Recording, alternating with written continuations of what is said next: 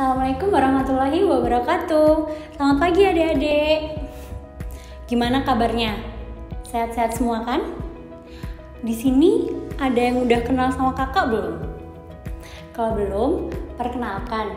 Nama kakak Ayu Aulia Rahma dari D3 Pajak Alih Program PKN STAN. Terus kalian tahu nggak kakak di sini mau ngapain? Di sini kakak mau ngajak adik-adik semua buat membangun negara Indonesia. Nah, gimana caranya membangun Indonesia? Apa jadi tentara? Apa jadi polisi? Atau jadi presiden? Bukan. Caranya adalah dengan membayar pajak. Tapi adik-adik tahu nggak apa itu pajak? Nah, sebelum kita bahas pajak, kita tahu kan Indonesia tuh punya belasan ribu pulau.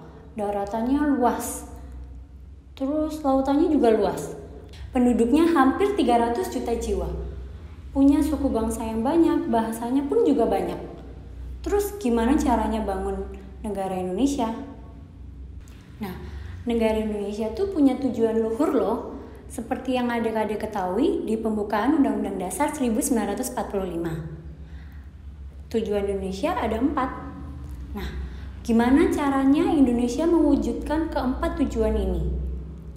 Dengan banyaknya penduduk di Indonesia dan daratan yang luas, gimana buat mewujudkan semua tujuannya? Pasti butuh dana yang besar kan? Nah, Indonesia itu punya yang namanya APBN. Apa itu APBN? Untuk lebih mudahnya, kita anggap APBN itu sebagai dompet. Dompet itu kan bisa diisi uang. Bisa juga dari dompet itu kita keluarkan uang buat belanja, buat beli sesuatu.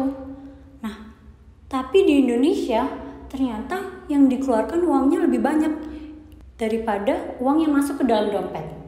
Terus gimana buat belanja kalau nggak punya uang? Jadi Indonesia butuh pembiayaan, bisa dari utang dan lain-lain. Nah, Indonesia ngeluarin duitnya banyak banget. Emang Indonesia itu belanja apa aja sih? Kok uang yang dikeluarkan banyak banget? Seperti yang adik-adik ketahui, kalian di bidang pendidikan dapat ruang kelas, dapat biaya operasional sekolah. Kalian juga dapat kartu Indonesia Pintar. Nah, itu salah satu belanja negara yang dikeluarkan dari dompet itu tadi. Ada lagi di bidang kesehatan.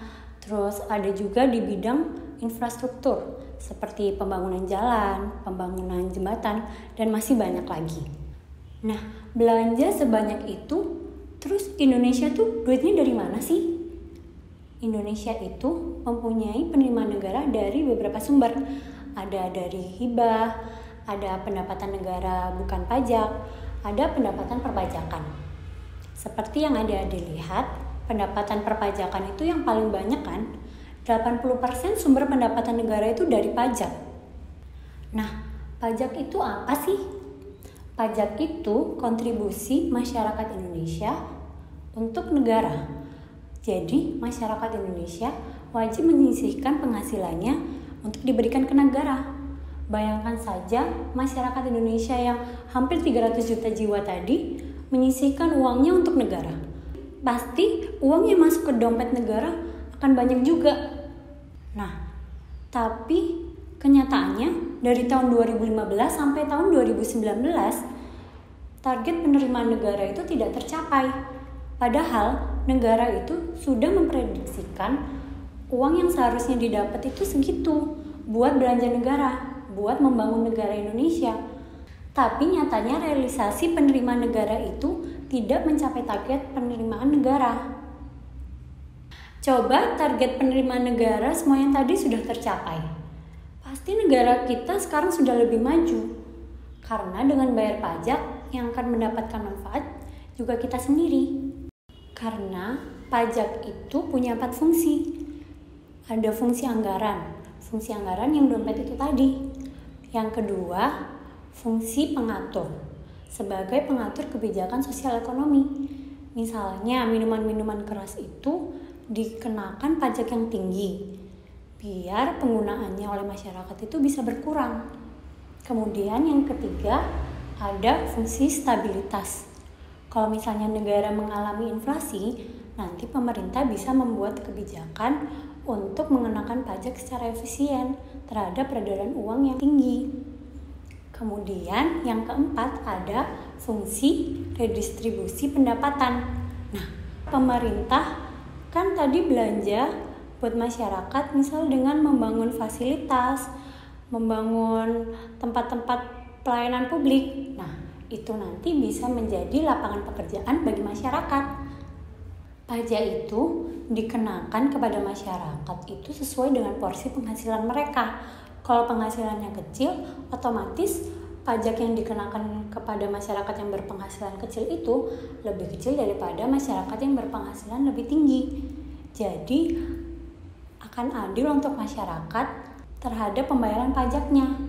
Masyarakat yang berpenghasilan kecil bisa berkontribusi kepada negara, dan nanti masyarakat yang berpenghasilan besar akan lebih banyak memberikan uangnya kepada negara. Maksudnya berkontribusi itu tadi demi membangun negara. Nah, fasilitas-fasilitas yang dibelanjakan oleh negara itu nanti kan didominasi penggunaannya untuk kepentingan masyarakat yang lebih membutuhkan. Coba bayangkan negara tanpa pajak. Sumber penerimaan negara yang paling tinggi itu kalau nggak ada, nanti dompet negara kan isinya dikit. Terus gimana caranya negara belanja buat keperluan masyarakat? Pasti nanti jalanan rusak gak ada yang perbaikin. Misalnya macet, nanti gak dibikinin jalan tol. Tanpa pajak, adik-adik mungkin gak akan mendapatkan fasilitas sekolah seperti sekarang ini. Kalau adik-adik gak bisa sekolah, adik-adik gak bisa mencapai cita-cita. Terus kalau negara gak dapat pendapatan, nanti negara gak bisa biayain masyarakatnya buat pangan, buat kesehatan. Nanti masyarakatnya banyak yang kemiskinan, kelaparan, dan masih banyak lagi. Terus mungkin kalian bakal nanya, Kak, kita kan masih SMA, terus apa yang bisa kita lakukan? Kita gak bisa bayar pajak, kita gak punya uang. Nah, adik-adik gak perlu khawatir. Sebagai siswa SMA, kalian bisa membantu membangun negara dengan belajar yang giat, membeli produk dalam negeri, jangan pakai narkoba. Terus juga kalian harus punya jiwa wirausaha.